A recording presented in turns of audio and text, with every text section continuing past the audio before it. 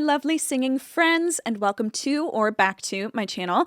I'm Shelby. I am a Juilliard-trained vocalist and voice teacher, and today we are going to be talking about what we want to be looking for when applying to college music programs. So the first thing you do after you decide you want to major in music is deciding which schools you want to apply to. Now, everyone's list of priorities is going to be different, and what might be most important to you might not be the things that were most important to me. But there are some things that are necessary in order to receive a comprehensive music education and to give you the best value for the time and money that you're going to be investing. So the first thing you're going to want to decide when choosing which schools to apply to is whether you want a conservatory or a university environment. So a conservatory education is going to be mainly music or arts-focused classes with a few liberal arts classes as well. I had a conservatory education and most of my classes were music-based. But I also took classes like ethics, English Romantic Literature, and art history courses. So there are some things to think about if you're considering the conservatory route. First is that all day, every day is music. So if you're looking for a highly specialized education experience,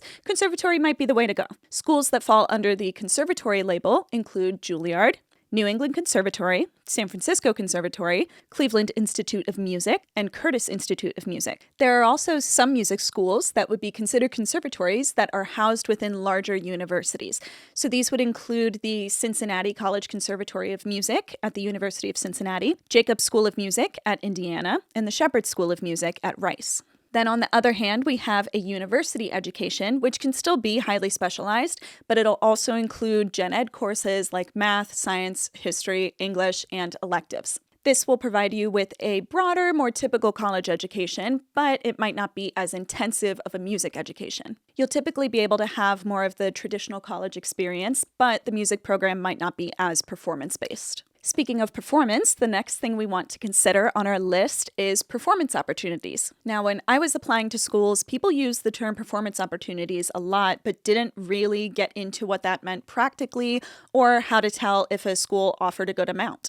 If you're looking to major in vocal performance, performance opportunities are arguably the most important part of your education. In my experience, it's the thing that's most foundational in building your resume, and it shows artistic directors that you know what goes into preparing and performing a role. There's also so much that you learn about the inner workings of a production and interacting with directors and conductors that you don't always just learn in your music classes. Productions are where you make a lot of the connections with directors and coaches that will serve you once you graduate. Sometimes schools can get a little vague with what they consider to be performance opportunities, so it's good to ask for specifics when you're at information sessions or touring a particular school. Will you actually have the chance to perform roles, or is it more of a recital-based program? Will you be competing against higher level degree programs for the same roles, or are there some opportunities that are just for undergraduates? The reason I emphasize these so much is because college is not inexpensive, and so you want to make sure that you're getting as comprehensive of an education as possible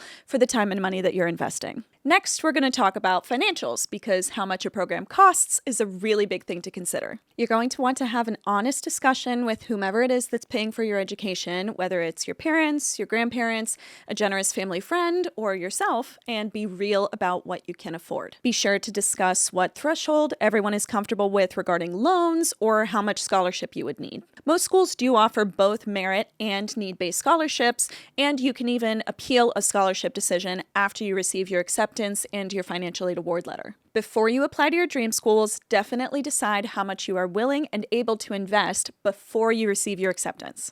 Next up, we're going to talk about teachers. In this section, I'll mainly be talking about vocal performance because that's where my experience is, but some of this can apply to instrumentalists as well. The most important part of your music education is your private teacher. This is where you'll receive most of your vocal instruction and the person who will be advocating for you in casting decisions. This is a very important time in building your vocal technique, so you want a teacher who's going to take good care of your voice and is going to give you a strong technical foundation. If your teacher is not supportive, present, or doesn't really have a sense of what their technique is, don't study with that person. Your ideal teacher will click with you and understand how you communicate and how you learn best. They'll be emotionally supportive, and hopefully they'll be a mentor to you during your college career and beyond. It's really hard to get a sense of whether a teacher will be right for you without a sample lesson, so I highly recommend doing that before you commit to a particular school. And just a side note, if you don't end up vibing with the teacher that you commit to, you can totally switch. It's not always the easiest process, and not every teacher is going to take it super well,